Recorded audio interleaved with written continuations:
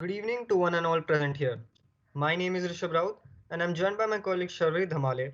And on the behalf of Innovators of MIT WPU, we welcome you all to this evening, the event hashtag Take a Chance Day 2021.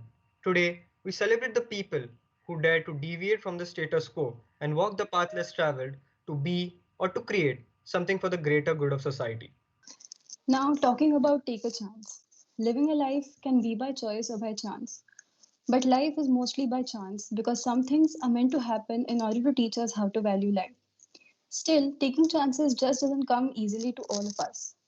Every one of us has stumbled upon taking chance on something, whether it be simply starting a conversation, participating in a competition, or on a large scale starting a business. We face situations daily which can technically fall into the category of take a chance. National Take a Chance Day encourages us to think out of the box and break out from our comfort zones in order to take that one step towards our motive we've been longing to take for some or the other reason. May it be the fear of failures or even limitations of our own self. There's no better day than Take a Chance Day to stick your neck out and go for it. Even if it's just a small step, or even it may be your first step, it will take you a step closer than before. We've heard it said that we miss 100% of the chances we don't take. So, this take a chance day, diminish your fears and take that one chance impartial of the loss because our greatest lessons come from our greatest losses. So, this is what take a chance day is. We really hope after this event, you guys go with the spirit of taking a chance for that one determined purpose of your life. Thank you so much for listening peacefully. Now, I'll request you guys to sit back and enjoy a video bite by our club members.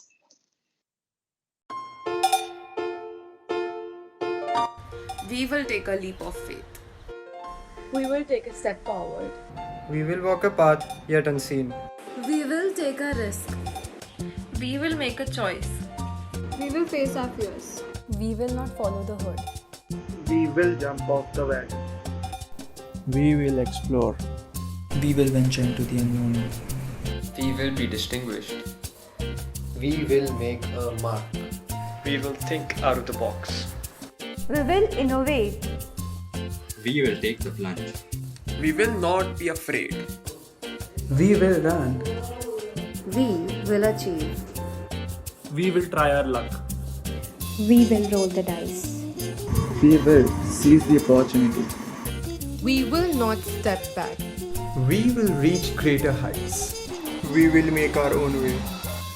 We will live our dreams. We will break the stereotypes. We will take a chance. With that amount of motivation, we will surely take a chance. So now, without any further ado, let's get started with our hashtag Take a Chance Day event. Today, we have with us two individuals who diminished their fears and took a step forward for a determined purpose and have succeeded in it. There's a group of 300 and plus like-minded youngsters who work towards the motive of countering climate change. These are the Forengers. Forengers have planted 350 plus saplings and have recycled 2000 plus plastic bags. They work towards the motive, together we can and together we always will. Apart from this, they have also started the initiatives of tree plantation, cleanliness drives, composting, and making paper bags. The person behind this idea is Mr. Neil Gokhale. Neil is an aspiring CA and is currently working as an associate at Deloitte. Neil started his first plantation drive in September 2019, and the success after it is crystal clear in front of us. Innovators Hub welcomes Forengers and Neil in hashtag Take a Chance Day event. Welcome, Neil. Hello, everyone, and thanks to the Innovators Hub team for having us here today. Yeah. Okay. Good to have you here too, Neil. Introducing our second speaker for the evening, we would like to welcome Kalpita Jain, co-founder of the Kala Akshar NGO, an organization with the aim of promoting education amongst girls in the rural part of India and consequently education for all. Kalpita is studying economics and finance at the Claremont McKenna College, and she started this initiative with her sister in 2017 with the aim of promoting education amongst girls in rural parts of India. Kala Akshar started its operations in 2017 from the Udaipur district, and so far it has reached about 500 students and 400 teachers. So, welcome, Kalpita. Hi. Thank you for having me. It's great to have you here. Welcome, you guys, and I can already sense the inspiration in the air. So, without wasting further time, I would like to short my first question at Neil. So, whenever we decide to commence something, there has to be an impulse driving us towards a motive or inspiration. And I would like to ask you, what was it that served as your inspiration and led you to start this initiative?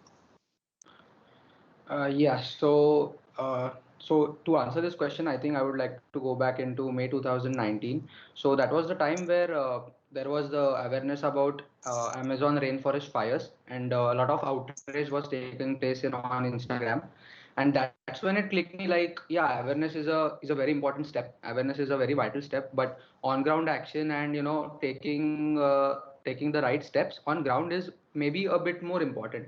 And that's where it struck me that maybe we should all start doing something on our own and at our individual level. So I worked towards my idea. I did some research. I put some plans into flow. And so one day on Instagram in September 19, I just put up that like to search for like-minded people. I just put it up on Instagram that the easiest way that we could achieve this is by on a Sunday morning when everyone is available, we can just go to a place and plant as many saplings as possible. So that was the basic crux of the idea that with which I started. And so on the first drive, I had three of my friends along with me, and we had our first plantation drive in September 19, and we planted about say 6 saplings.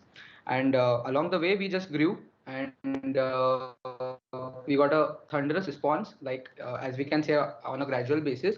And eventually, we had 71 as our highest drive count on a Sunday in January, and we planted say 60 saplings on that day. So gradually it just kept on moving, and we did not stop through the lockdown and COVID-19, as well as we continued making paper bags, cloth bags and composting from our homes. So as to just sum it up, so this was how it started. And so as to just to sum it up, I would like to say that the inspiration is basically for me is ki we all have the information is there, but the awareness is there, but rarely someone is taking actual action on it and starting with your own individual self. As we all know, we have a subject as an known as EVS in our schools. So everyone knows the basic steps. Like it can be as easy as saving water, it can be as easy as planting more trees, but no one is actually doing it or focusing their energy or taking out that time from their life to implement these small steps. So what message I would like to give is it's not a compulsion to maybe dedicate a lot of your time to this, but it can be as easy as by reusing papers which has one side of the page scribbled again and again. So by by following this small step, maybe for the last 10 years from my school days, we cannot say how substantial that impact is, but actually if you just do a small step and do it for a longer longer period of time, these small steps can cause a very substantial impact. So I just believe in starting something on my own and taking actual action, and this just spirit keeps on motivating me to do it every day.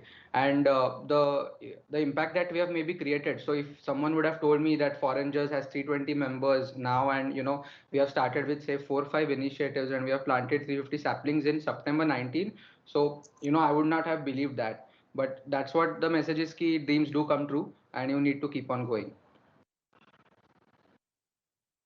Wow, Neil, it's eye-opening to see how step by step, with continuous combined efforts, an idea can be transformed into such an organization that Forengers is today and still continues to grow. I think we can almost equate it to a sapling growing into a strong tree by nurturing it and taking care of it, right? Yeah, it's very inspiring. So continuing, Kalpita, coming to you, staying along the same lines as the last question, I just wanted to ask how and why did Kala Akshar came to be, and from where did you get the inspiration to form such an organization? Hi. Yeah.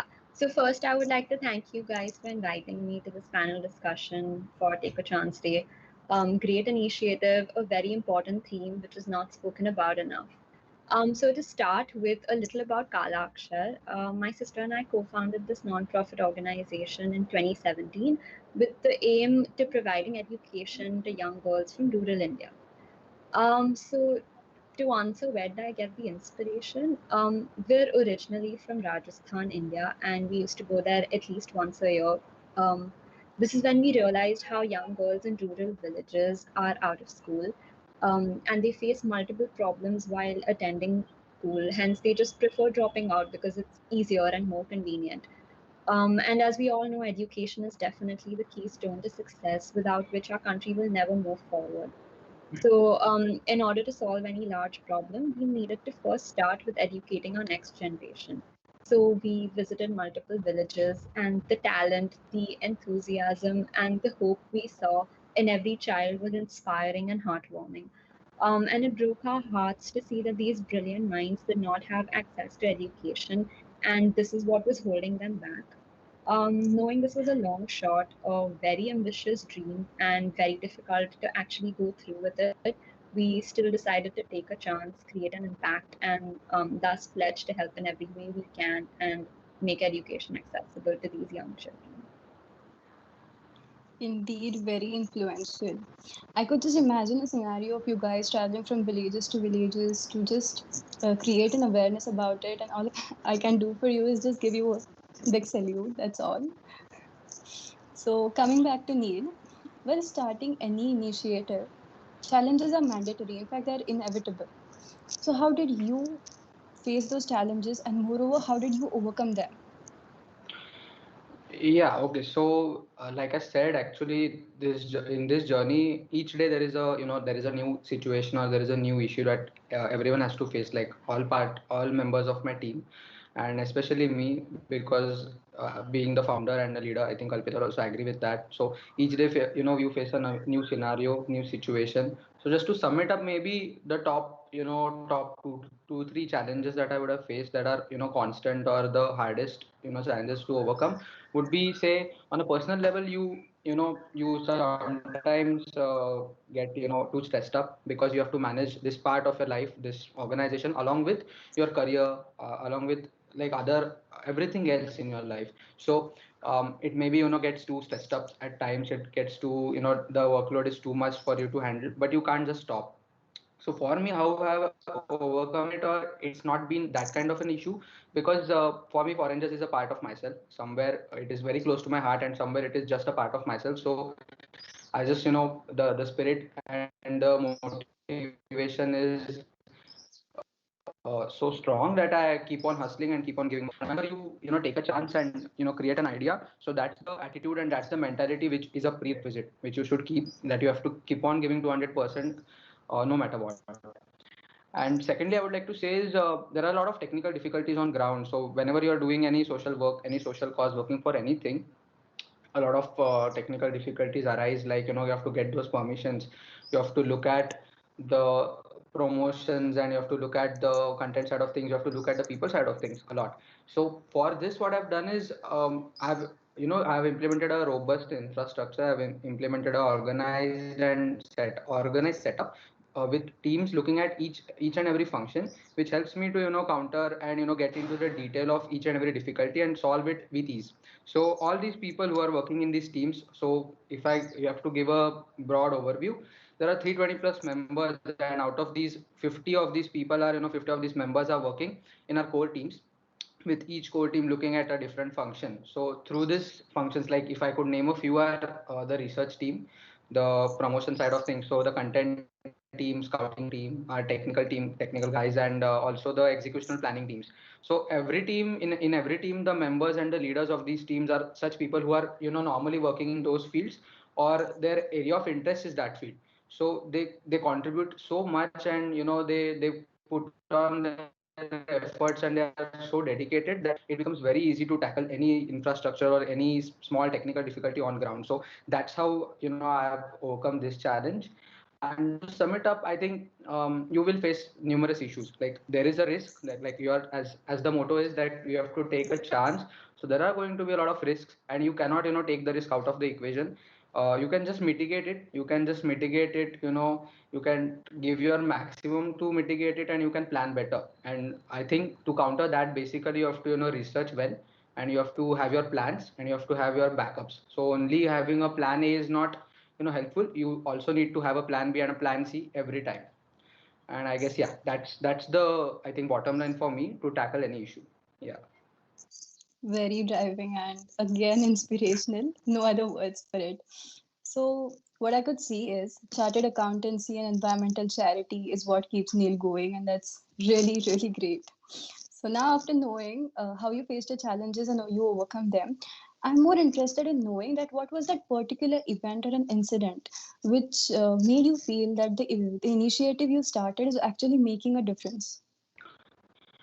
Yeah, okay. So about this, like on a personal level, after I plant a sapling, the satisfaction that I get cannot be explained. Just it cannot be explained. That feeling that you get, and I had a dream. I had a dream to start something on my own and gather people and have a lot of people in this cause together. So when I achieved that, and when I have 30-40 people turning up on a Sunday morning to plant a sapling, and we plant say 40-50 saplings on that day, that feeling is just beyond words. I cannot explain that.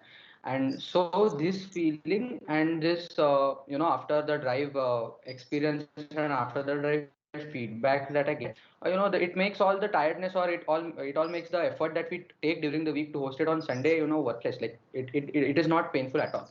So that's one of the things. And secondly, I would like to say the feedbacks that I get from most of the people are ki I had a dream, I wanted to do something, I had a wish, but there was no platform. So there was no platform, so that's why I wasn't doing it, and you have provided me the platform, and I'm just loving it, and I'm just loving to come here and plant saplings on a Sunday where I have free time. So that feedback just stand out for me. And secondly, in recent months, so as I mentioned that we have a lot of sophisticated structure and teams working. So I also have got a lot of feedbacks in the recent months that the members who are working in these teams, who later on go into internships or are parallelly doing internships, they have told me that the organization and the work nature that we have in place, it all is adding up in their personal life as well. So it's helping them like soft skills, then it's helping them develop their soft skills, then this time management, stress management, and all these skills are also being developed, and they have really thrived after working with us. So actually this stood out for me because like the earlier objective and the earlier mindset was that I wanted to do something for the community and get a change. But through this, I'm also developing or mentoring someone and contributing to someone's personal life. So that just stood out for me. Yeah. So yeah, that's it, I guess. That was certainly something on a very positive note, that obviously, first of all, if you are giving back to the environment and society, that has obviously helped you so much. And second of all, not only yourself, when you bring those similar minded people, the team of people, uplifting them with yourself and hearing their positive responses, I'm sure it's an amazing feeling, and I'm sure it makes it all worth it. Now, coming back to you, Kalpita, we all go through our trials and tribulations, but even more so when we try to build something of significance and importance from scratch, like our speakers have done here, especially if we are taking a chance. So, what were the challenges that you faced while this organization was being formed, and how did you overcome them? Right. So there were definitely multiple challenges, and I agree with most of what Neil already told us. But talking about Kala Akshar, I think initially our major challenge was that the girls did not want to attend school because they had to sacrifice their daily wage. There would be nobody to do the domestic and household work at home, like fetching water, taking care of the cattle or their younger siblings, or nobody to work at the field. So I think our major challenge was to inspire these girls and push them to attend school. And so to overcome this, we tried to make it fun. So it's an opportunity cost at the end of the day, and we wanted to make it worth their time. We knew there was a risk, but we decided to immerse games with education, provide meals to everyone. In that case, even if they miss out on their daily wage, food was taken care of. Additionally, the pandemic definitely did not make it easier. We faced multiple challenges since we had to move everything online. We had to conduct workshops and sessions via Zoom or Google Meets, and most of our participants had internet data for only an hour or two in a day, which was also shared by other family members. They had absolutely no idea how to use technology. Additionally, there were multiple challenges like cultural gaps, language barriers, and of course, no one enjoys online classes. Um, and besides, several personal challenges, including collecting enough resources for funding, gathering a good group of volunteers, coordinating and managing a large group. We have missed flights, trains, gone days without sleep, had situations where weekend long camps were about to get cancelled a few hours before. And one of my friends who's actually attending this session right now can vouch for that. But at the end, every single challenge was worth the time and effort. The rewarding feeling of satisfaction when you know you've created an impact cannot be matched by anything else. And I don't think I would change a single thing. With time, we figured out ways to overcome these challenges. We held sessions to particularly train them on how to use Zoom or Google Meets. We collaborated with local coordinators who attended our sessions and helped us translate whenever required and bridge the cultural and language gaps. So definitely all the challenges was worth it at the end of it. It sure is a long and arduous journey to reach one's goals. And uh, we climbed this cliff, which is a very steep slope, and the slope is made steeper because of the pandemic, like you mentioned, the online classes and all the technological challenges that you guys faced. But it doesn't hurt to have a fun approach in the way, and it definitely helps, like you've said again. So I wanted to ask, it would be great if you could tell us about those events and those particular accomplishments along the way that has made you feel that all the difficulties, like you've said, are worth it? Definitely. So I think the in-person camps were more engaging and personal. And I remember at the end of our very first summer camp, an old man had gone to my sister and told her that because of you, I won't die without knowing how to sign my own name. And that was so powerful and heartwarming. And all the feedback we received from district heads, principals, department heads was extremely positive, encouraging, and gratifying. And that's when we knew that all the challenges were worth it. For me personally, I organized a teacher training 6 month long workshop last year where a group of 50 plus volunteers trained 400 plus teachers in English language. So we were divided in smaller groups, just 10 to 12 people in each group. With two volunteers, and thus, over the period of 6 months, we developed personal relationships with each and every participant. The impact we created was unimaginable. The teachers didn't only learn the language in a short span of time, but also fostered immense confidence to stand up for themselves, question things, learn new things by themselves, and strive for success. In fact, this was supposed to be a 10-week program, which got pushed to 6 months because the teachers kept asking for more classes and more sessions. Seeing this, seeing their smiles of confidence and happiness confirmed that everything, all those difficult challenges were worth every second of it. Kalpita, it was really good to know that Kala Akshar has not only generated a wave of awareness but in women and children, but also in old people.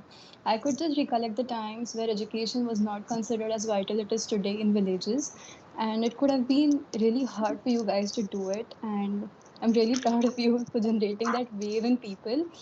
And moreover, they are themselves coming up and acknowledging and appreciating it. It's really influential. So now, just jumping back to Neil again, the experiences and incidents you shared were really influential. Again, there are no other words for it. But there are people with dreams and determined purposes who just keep in themselves or hold themselves back instead of taking that chance. So, what will be your message to them to just go for it? Okay, to like what I feel is ki yeah. So if you don't take a chance, and later on you will have to face the fear of the feeling of being regret. Regretting that if I would have done it then I would have maybe succeeded. Like having regrets, like it's better than having regrets that you take a chance and maybe fail. But so there is a risk in everything that we do in any new idea, in any new startup idea. It may be a social change, it may be anything that you have to start, you have to begin. And I believe that everyone is capable of it, and everyone has their own mojo. So you just have to find what is your passion, what you want to do. And if you just find it and if you have an idea, then for me I think there are three prerequisites before going in. Like you must go in, but there are three prerequisites according to me, that you need to believe in your idea 100%, your gut feeling, and you need to trust it, and you should be 100% committed to whatever you want to do. Secondly, I think the mentality, having the right mentality and attitude is very important. So you need to understand that there are going to be thousands of failures, thousands of roadblocks each and every day, and you just have to keep on going. And you cannot, like give up or like say one day that it's enough, and you can just back out from it. So you need to keep on hustling and giving your 200% each and every day. And thirdly, I would like to say is ki always have a preliminary research done on whatever you're going into. So having talking to a few people, talking to a few of the experts, and planning for all perspectives and all, and looking at the idea from all angles basically, and having a plan A as well as a plan B every time. So if you have done that, if you have spent some time on that, and you really believe in your idea, I think there is nothing that is stopping you from taking that chance and going for it. And because you can just mitigate the risk, there is going to be a risk in anything that we do, in anything that we start. So I think you should just go for it and believe in yourself, because like I mentioned earlier, if someone would have told me right now that what are the achievements, same would go for Kalpita as well, I guess. So we would have laughed it off maybe, or we wouldn't have believed that. And the same, like in our audience, I think many of us would have been having an excellent ideas about anything startups. It may be a small startup idea, it may be a organization, or it may be anything. It can be it can be a wonderful idea that maybe the world is missing out on. So I think everyone should go for it, because like I believe in it that dreams do come true, and success is there, but you will have to face a lot of failures, but success will like you will get success eventually if you believe in your idea basically. Yeah. Thanks for that, Neil. I'm sure that your words resonated with a lot of people in our audience. I'm sure that all of us, or most of us, have a lot of ideas and dreams that they want to achieve, but are slowed down by the crutches of fears. Obviously, there is a fear of failure, but listening to Neil, I think we have understood that failure should not be feared, but welcome, because it's always a learning opportunity. So, lastly, Kalpita, it would be great if you could say a few words about taking a chance. We heard Neil's perspective on it. And I'm sure, again, there are a lot of people in the audience who have their dreams and ideas, but are worried about taking a chance, that they are worried about to take that road less traveled just because it is less traveled. And so, as a person who's been there, done that, and still growing, and it would be great if you could share your words on taking a chance with the audience. Yeah. So risks are scary. You might feel like you're not making an impact or it's not changing much, but trust me, it makes a world of a difference. Even if you can impact one person in one aspect, it creates a domino effect on the society, with outcomes none of us can ever dream of. Besides, taking risks and taking a chance allows you to grow through the process, become more resilient, independent, and courageous. So to give you a little perspective, Kala Akshar is starting an enormous fundraiser very soon to fund supplies for COVID healthcare. As you might be knowing, oxygen cylinders, ventilators are in acute shortage and are super expensive. Only yesterday we were discussing this, and my sister set a huge target for this fundraiser. And obviously, my first reaction was that this is not possible. We won't be able to reach it. And is this going to work out? However, I know that even if we can collect 1/10 of the amount, it can save a life, and there's nothing more important than that. We will definitely try our best to reach out to as many organizations and people we can to help and support this cause, including all of you. Um, but just like everyone else, we have a dream, a plan to implement it, but fear the risks and the challenges. But we also know that the smallest difference can change a life without us even realizing, and thus it's definitely worth taking a chance. This is, of course, not to say to have unrealistic goals with no sort of thought or plan put into action. But if you believe in yourself, then take a chance on your dream, on yourself. Trust the process, trust yourself, and go with it. And I'm sure you'll find multiple people to support you through the way. Yeah, Kalpita, I completely agree with that. Obviously, we have now, we've learned from our speakers that, obviously, failure is a big monster. A lot of people fear it. Is obviously it's failure. People think that we won't reach our goals if there's a lot of failures. But now, if we have faith in ourselves, and obviously we mitigate the risks, and it's when we don't take a chance, And when we don't take that step, it's not only you that's missing out on your own idea, but it's also the world. Like Kalpita and Neil both have said, that one step can make a lot of difference in someone's lives or the environment. Yes, I truly agree with Rishabh. It was learning and it was really a learning opportunity for interacting with you guys today. And I can say this like after this, we are going to be high on inspiration at least for a week or so. So, what I realized after this event and interacting with you guys is that you guys are not just founders and co founders of your initiative. You guys are actually activists who are trying to make a change in the society and in the world at large. So, this brings us to the end of the segment. Like, these were the questions from our side. Our audience have questions for you guys. So, now after virtually witnessing your journey, let us take questions from our audience. So, our first question is from Dhruv Paranspe.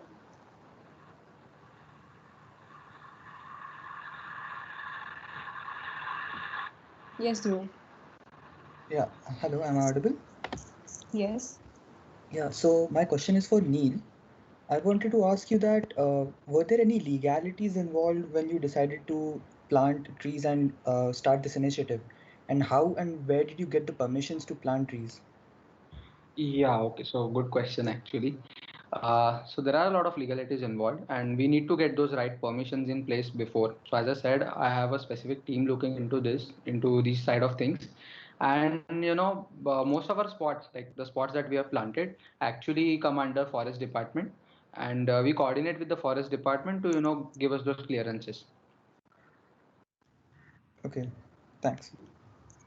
Welcome. Right. Our next question is from Shreya Patil.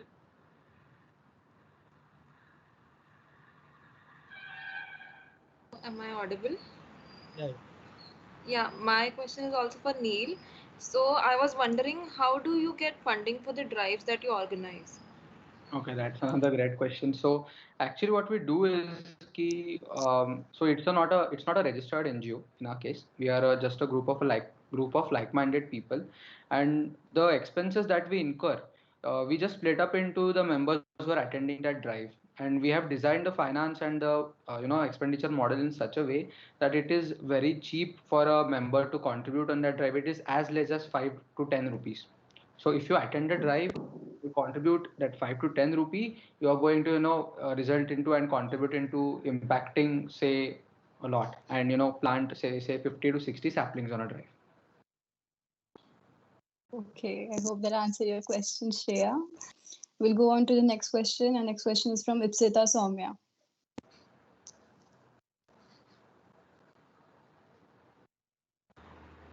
So this question is for the two of you.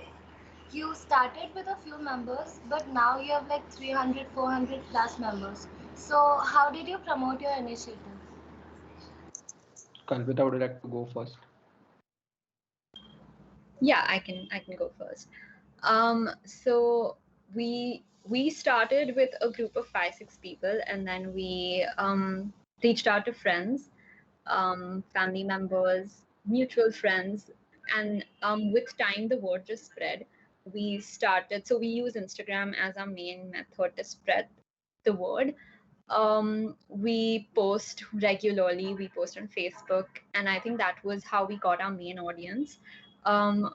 Friends have definitely helped a lot. They have helped spreading the word. They've gotten us volunteers. We also worked with a couple of NGOs who helped us gather volunteers, or helped us work on new projects on a larger scale, which we wouldn't be able to do ourselves. So I think that's what worked for us the best. Yeah, so in our case also, Instagram is our main focal point of view here, which we focus on to get in more and more people and more like-minded people to join our cause. As well as that, we have also our website. You can also check that out. So our main actually registration and all membership process flows through the website. And we also, like Kalpita said, we focus on Facebook and Instagram for the main promotional side of things and about posting. And we also focus mainly on, like, it's not a necessity that everyone needs to join our cause. If anyone like, it's not possible for everyone to contribute that much time, so it can be as easy as taking those steps your own routine, in your like changing small things. Like I said in my first question, that if you can just switch to recycling paper, using paper, it can be as easy as walking if there is a if you have to travel a short distance, carpool for long distances if a lot of people are going together. So you can take these small steps on your own personal end. And so what we do is we focus on this more, that giving DIY solutions, giving these kind of small steps to the followers. So it not necessarily depends on getting more and more people for the cause. That is a thing as well, but our focus is divided, and it's also plays an important role in spreading awareness about how everyone can work for the cause. So yeah. I mean, wow, obviously social media and clearly a social media and a good connection of people around you really helps in building the organization and also helping the society. And that's very encouraging to see. I think Khyati has resolved her mic issues and she can ask the question now. Thank you, Rishabh. So yeah, I apologize for the previous glitch. So I really like to congratulate Neil and Kalpita for the initiatives that you have brought it so far. So kudos to that. Also, my question is directed towards Kalpita. So how do you suggest that, I mean, your initiative is an amazing one. So how do you suggest that people like us who live in the urban areas to take this initiative of education towards the urban poor, and what can we do on our level? Yeah, that's a great question. And I think personally, if if you have an idea, definitely implement it. Start your own organization. Work with others, collaborate. That's the best. If you want to work with other NGOs like Kala Akshar or whichever cause you're looking for, I think that's a great way to help.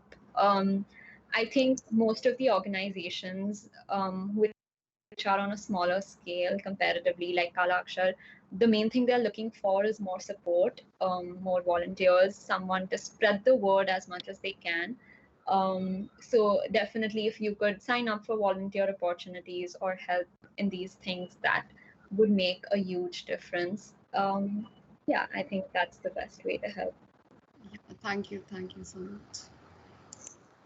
Okay, so our next question is from Meghna.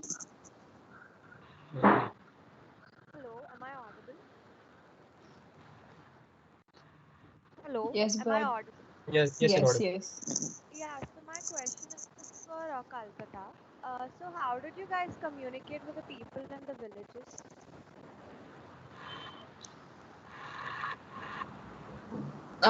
So as I mentioned, we faced a lot of problems when it came to like language barriers, and cultural gaps. So communicating initially was a little difficult, but I'm from Rajasthan. My parents are from Rajasthan. We do understand the local language. My parents can speak very fluently. We also collaborated with coordinators from the local villages.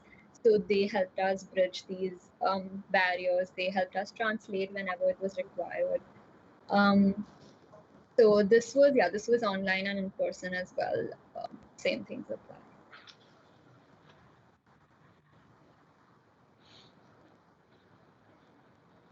Okay. I hope that answers your question, Meghna. Have we got any more? Yes, we've got time. 2 minutes are there. Any more questions, audience? I think Dhruv Paranjpe has another question. Please raise his hand. Yeah, so my question this time is for Kalpita. I was gonna ask that in any villages, right, there are some people or some kids who are into studying and have some sort of knowledge and some background there, but of course in their own language. So, in your project or in your approach, how did you gauge what level they were on, and how did you start in teaching them from there? Yeah, that's a great question. So, when we had in-person summer camps, we used to do a lot of research before. We spoke to multiple people from the school, principals, teachers, head of departments, the local coordinators. That definitely helped us get an idea of what level majority of the students are at. So I think that helped us gauge that and move forward. When it came to online classes, again, there was a lot of research and thought put into action before starting these sessions. Definitely, it was harder online because we didn't know if everyone was actually writing the notes, practicing themselves.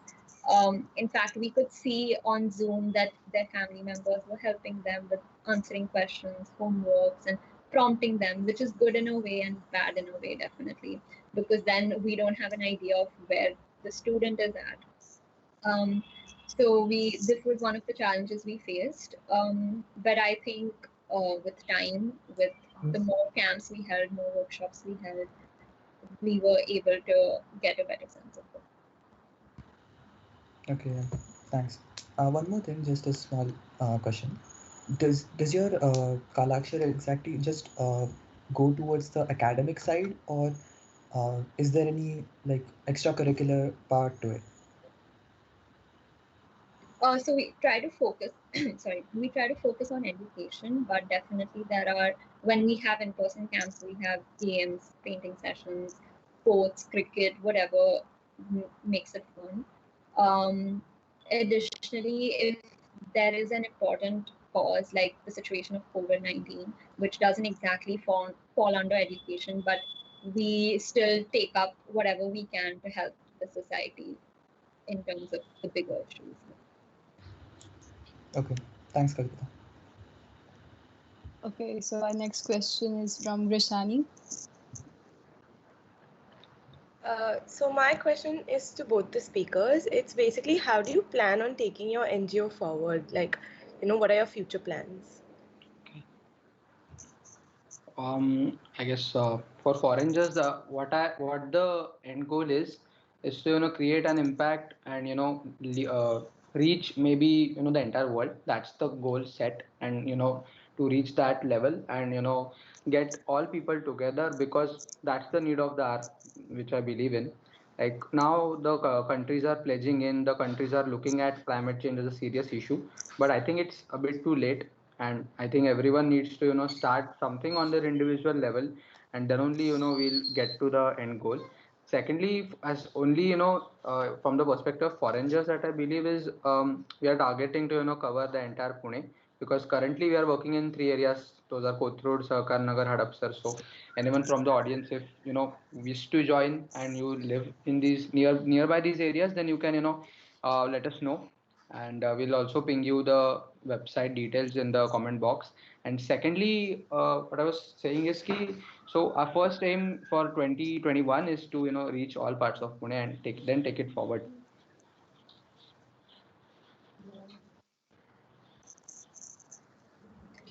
For Kala Akshar, I think the first step is definitely to reach more students. So we reached 500 students and 400 teachers. We would love to see this number go to 1,000, 2,000, and then tens of thousands. Additionally, I think we are currently we work mainly in the villages of Rajasthan. So definitely we want to take this to other districts in Maharashtra, Mumbai, and wherever we can. But yeah, starting with Mumbai. And as Neil said, the end goal would definitely be to reach the world and reach as many people as we can. So bigger and better things to come from both NGOs, and I think we're all the better for it, the environment and the society and all the people. So now we've got a question in the chat box from Bharat Chaudhary, which has been addressed to both of you. So the question is, how do you decide which risks to take and which risks are like going too far? Like, how do you differentiate between it? I can go first. So I think that's a very good question. So when taking risks, you should definitely first figure out if it's worth taking the risk and if it's not too unrealistic. As Neil had mentioned earlier, having a plan A, a plan B, like a backup plan, definitely helps. When you see something, when you have an idea and you can see it happen in the future, you think that that's something you really want and is a reasonable goal to have, then that's definitely worth taking all the risks that come with it. But however, if you've not put any plan or thought into action, then it'll be very difficult for you to achieve that risk or that challenge per se. So yeah, I think just like planning it out, being reasonable, realistic. Definitely, dreams can be, there's no limit to it. But your plan and your thought also matter. Yeah, so like I share the same views like Kalpita said, but what I would like to add is ki here due diligence is very important, and what research that you put into and what efforts that you take in the initial phases, and I think that should solve the equation for you. I think that if the risk is worth taking or maybe it's going too far, so you always need to consider the uh, are you equipped to handle it, are you equipped to do it in the longer run, and always take decisions based on the longer run outcome is what I believe in. So you need to consider in the longer run, is it going to suffice, or is it going to get me near my goal, or just it's just a solution for a short term gain, short term benefit, and in the longer run maybe taking that risk right now won't contribute a lot. So I think you need to do this analysis first, like what are the pros and cons of the risk involved, what are the pros and cons of the goal, like it how it's contributing towards the goal, and thirdly I think pros and cons of the action all the actions that are involved in the process. So if you analyze it well, if you analyze and think that yeah, that's going to speed up the process, that's going to be a catalyst in reaching my goal, then I think definitely you should go for it. So due diligence and analysis for me plays a very important part in differentiating and deciding which action to take next. Thanks, Kalpita and Neil. Varad, I hope they answered your question. And that brings an end to our Q&A session. And now moving on, I'd like to hand over the stage to one of our founders, Digvijay Patil, to speak a few words on taking a chance. Digvijay, over to you. Hello guys, am I audible here? Yes, you're audible. Yes. Right. So after great session from Neil and Kalpita, I would like to transfer the focus to the past, like the history of how people have taken chances in their when they were developing. So if you see that in the year 1962, a challenge was taken up by a tractor manufacturer to beat the company who was making the best race cars at that time. And today, they are not only the best supercar manufacturers in the world, but they also beat the record of selling the most supercars, a sports car in 2019. So, moving forward ahead of 1962, if you look at 1976, so there were these two people living in Cupertino, California, who took a chance, went out of their way against the technology that was present at the time, and the like with the aim to give the best technology to the people. And today that company is worth $2 trillion. So like you can imagine, from the time period of 1976 to 2021, it's $2 trillion valuation. Now coming to our era, like our generation, where most people think that okay, many things have already been invented or many things have already been done. If you see in 2004, a 19-year-old boy was sitting in his dorm for days and nights for almost a month and developed a network with the vision to connect people across the globe, millions of miles away from each other. That was the vision. Today, we all use their platforms, and they have like 2.6 billion users. Now, the population of the world itself is like 7.8 billion and 2.6 billion. So you can imagine how great that particular achievement is. So if you see that history is filled with people who have taken up challenges, who have taken a step towards the betterment of the greater good. Now, who didn't care about how small they are at that time, and who ignored all the criticism that came their way, and they rose through the ranks, the hardships that they faced, and the success that they have got. So like it's emerging, like an emerging lotus from the dirt. So you need not be a millionaire, or you don't need to be clever to start something. So it was the same vision that me, Mohit, and Vedang had when we started Innovators Hub. and you just need a basic idea, I guess, an idea that you think that can change the world, or that you might see in the near future more people are getting advantage out of it. And then it's like, with that in mind, you need to take a step for yourself and for the world, for the greater good. You need to take that chance. So step up and take the chance, guys. That's all from my side. I would like to transfer this to Vedang Patil, one of the co-founders of Innovators Hub. And yeah, Yes. Vedang, over to you. Yes. Hello, guys. Am I audible? Yes, Vedang. Yes. So, like Digvijay said, I am the third co-founder of Innovators Hub. So, on behalf of the entire Innovators Hub, I, Vedang Patil, I would like to thank all of you present today for gracing this occasion, the first of our community events. First of all, I would like to thank you, Neil and Kalpita, for coming to this occasion of ours, the very first community event. It was really great to have you here today, with you sharing your stories and telling us how to face even the smallest of challenges which we come across in our daily lives. So thanks to both of you. Secondly, I would like to thank the audience who's present here. It was good to have you here. We had an excellent participation of students, more than 100, I should say, more than 100 participants as of today. So it was a very big response from all of you. Thank you, guys. So, on a concluding note, I would like to say just this and stop, that a journey of 1,000 miles, a journey of 1,000 dreams, and a journey of bringing a change, it all starts by taking a chance.